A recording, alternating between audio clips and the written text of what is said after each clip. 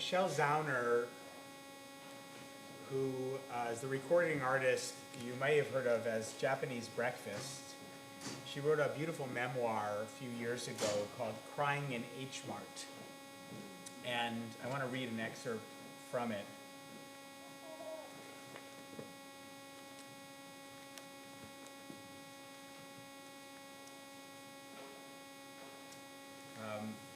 She had a complicated relationship with her mother, a wonderful relationship, but a complicated one. And the book is really about her mom's illness and eventually her passing and how she coped with that experience. So this is what she writes. Though I knew my mother had been taking art classes for the past year and had even seen photos of a few sketches via text, I'd never seen the bulk of her work. The various signatures revealed something so endearingly dilettante. Now that she was gone, I began to study her like a stranger, rooting around her belongings in an attempt to rediscover her, trying to bring her back to life in any way that I could. In my grief, I was desperate to construe the slightest thing as a sign. It was comforting to hold her work in my hands, to envision my mother prior to pain and suffering, relaxing with a paintbrush in hand, surrounded by close friends. I wondered if making art had been therapeutic for her, helped her navigate the existential dread that came with Unmi's death. I wondered if the late bloom of her creative interests had shed light on my own artistic impulses, if my own creativity had come from her in the first place. If in another life, if circumstances had been different, she might have been an artist too. Isn't it nice how we actually enjoy talking to each other now? I said to her once on a trip home from college after the bulk of the damage done in my teenage years had been allayed.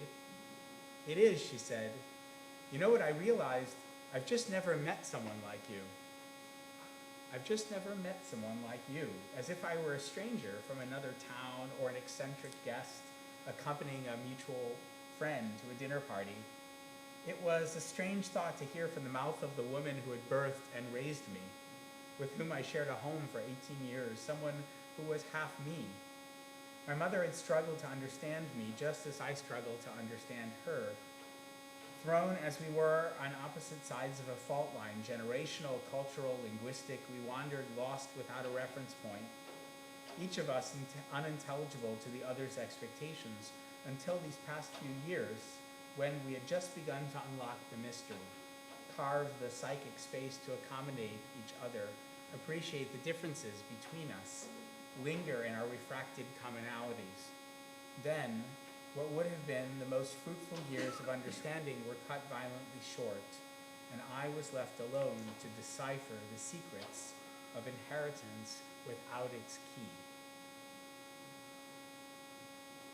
The secrets of inheritance without its key.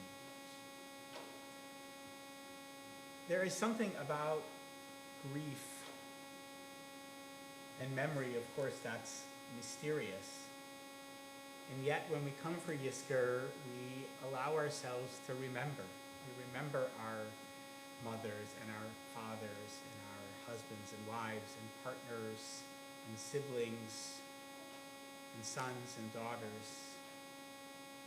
Maybe we're remembering grandparents or cousins or aunts and uncles, perhaps grandchildren or friends. And we come to this moment of Yizkor, because Yizkor is about memory, trying to grab onto some memory of them, to explore those secrets of inheritance, even though they, the key to those secrets, are no longer with us in the same way. So Yizkor is about memory, but the thing about Yizkor is it's also about the impossibility of memory. Because the ones we miss are no longer around to decode our impressions of them.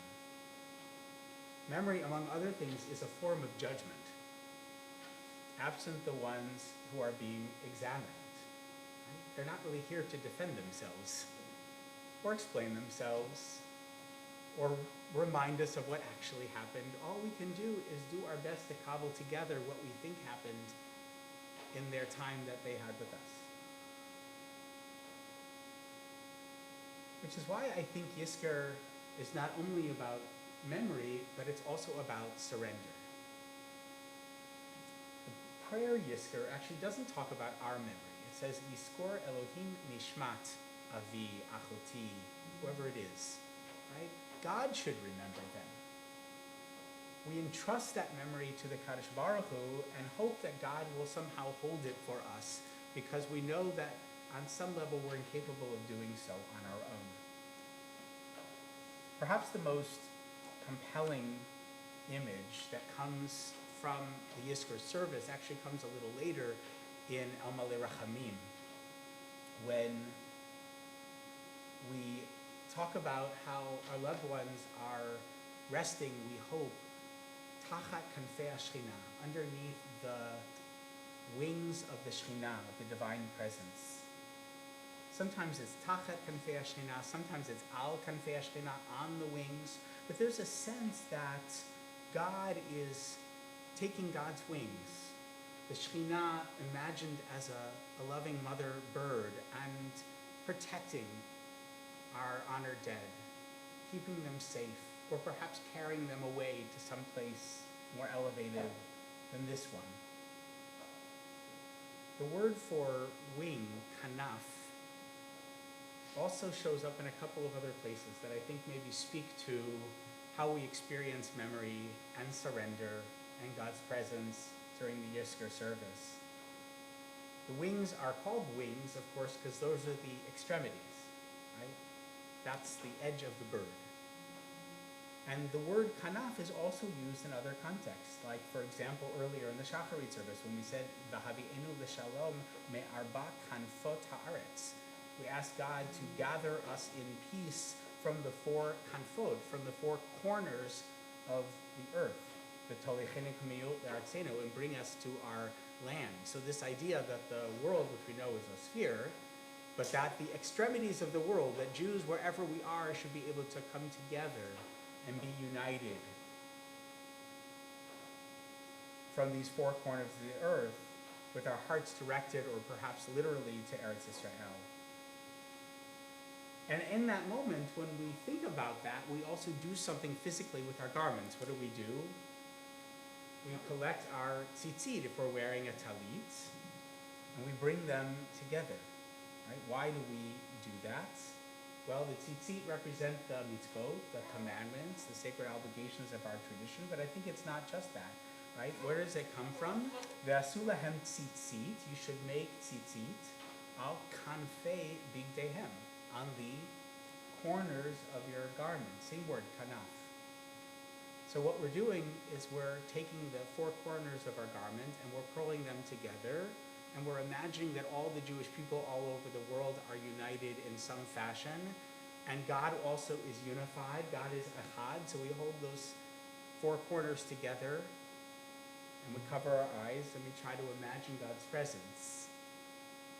We surrender, in a way, to a sense of there being a great mystery in the universe that we can't quite grasp, but that we hope will keep us safe and also keep our loved ones safe.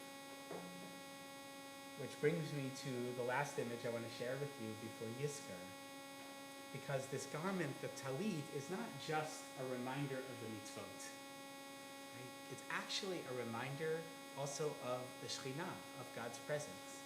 So when we put on a talit, in the morning, there are some kavanot, some intentions that we might say along with them. And one of the things that we say is, Keshem shegufo mitatef b'talit, just as I wrap my body in this talit, kach titatef nishmati be'or shchinatcha. So too, my soul should be wrapped in the light of your presence. We imagine this as a garment of light that surrounds us, that enfolds us, that protects us, as if we too are resting underneath the wings of the Shekhinah, as if we too are held in some sort of safe place. And it's from there, from that place of surrender, in a place marinated with so many memories of joy and sadness, laughter, frustration, a lot of banal moments, that didn't seem to matter then, but maybe matter a little bit more now. Places we went together, things we did together, all of the stuff of life, of all of those relationships with these people who mattered to us in our lives, it's all there, rushing through us at Yizkor, and it's insufficient. Because we know we can't encapsulate any life in a few moments with a few prayers. And we know we can't quite capture who they were to us in their lives. So we also surrender. Yizkor Elohim Nishmat Avi Achoti. May you, God, hold on to these memories for me. I can't quite do it myself. And yet, I'll wear my talit. I'll wrap myself in the divine presence. I'll imagine that I, too, am protected under these wings. That the extremities of divinity are here to protect me, just like this garment wraps me up and keeps me warm. God holds them, we hold them, we're held with them by the Kadosh Baruch Hu. That's, I think, what Yizkor is about. We're on page 330. I invite you to